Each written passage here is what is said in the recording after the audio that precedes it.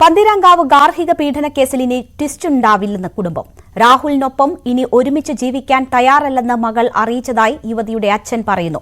ആദ്യത്തെ കേസ് റദ്ദാക്കിയ ഹൈക്കോടതി ഉത്തരവ് പുനഃപരിശോധിക്കണമെന്നാവശ്യപ്പെട്ട് കുടുംബം ഹർജി നൽകും.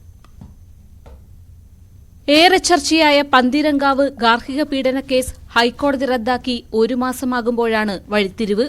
കറി മോശമായെന്നാരോപിച്ച് രാഹുൽ ഭാര്യയെ ക്രൂരമായി ഉപദ്രവിച്ചു. ആശുപത്രിയിലെത്തിച്ച ശേഷം രാഹുൽ മുങ്ങി. അതിനുശേഷമാണ് മാതാപിതാക്കൾ വിവരമറിയുന്നത്.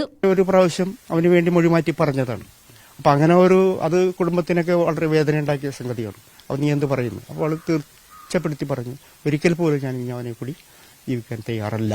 അവളാണ് പരാതി കൊടുത്തിരിക്കുന്നത്. ആംബുലൻസിൽ ആശുപത്രിയിലേക്ക് പോകവെ വീണ്ടും മർദ്ദിച്ചത് സഹിക്കാനാകുന്നില്ല. വീട്ടിൽ വെച്ച് മർദ്ദിച്ചതിന് ശേഷം ആംബുലൻസിലാണ് ഹോസ്പിറ്റലിലേക്ക് കൊണ്ടുപോകുന്നത്. അപ്പൊ ആംബുലൻസിന് സ്ട്രെച്ചറിൽ കിടത്തി ബെൽറ്റിട്ട് കിടത്തിയിരിക്കുന്ന ഈ കുട്ടിയെ അവർ അവിടെ അതിൽ വെച്ച് മർദ്ദിച്ചു എന്നുള്ളത് നമുക്ക് സഹിക്കാൻ പറ്റുന്നത്.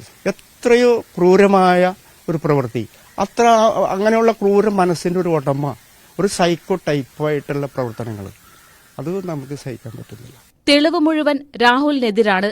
രക്ഷപ്പെടാൻ മറ്റു മാർഗമില്ലെന്ന് മനസ്സിലാക്കിയെടുത്ത അടവ് നയമായിരുന്നു അന്ന് മകളെ കൂടെ കൂട്ടിയതെന്ന് അച്ഛൻ ഇപ്പോൾ തിരിച്ചറിയുന്നു.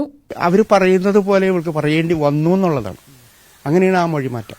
അവൾ ആ യൂട്യൂബ് ചാനലിൽ 47 മിനിറ്റ് അവൾ സംസാരിക്കുന്നുണ്ടല്ലോ, അത് ശ്രദ്ധിച്ചാലും മനസ്സിലാവും. അവൾ ഒരു ഭാഗത്തേക്ക് നോക്കിയിട്ടാണ് പറയുന്നത്. അപ്പൊ അവർ എഴുതി കൊടുക്കുകയോ പറഞ്ഞു കൊടുക്കുകയോ ചെയ്യുകയായിരുന്നു. എംടെക് കഴിഞ്ഞ മകൾക്ക് നല്ല ജോലിയായിരുന്നു. അത് നിർബന്ധിച്ച് രാജിവയ്പ്പിച്ചു. സീനിയർ എഞ്ചിനീയർ ആയിട്ട് അവൾ ജോലി ചെയ്തുകൊണ്ടിരിക്കുകയാണ്.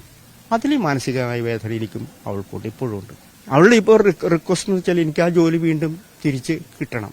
ഇനി ഒരു വിട്ടുവീഴ്ചയ്ക്കില്ലെന്ന് ഉറപ്പിച്ചു പറയുന്നു പെൺകുട്ടിയുടെ കുടുംബം. ന്യൂസ് 18 കൊച്ചി.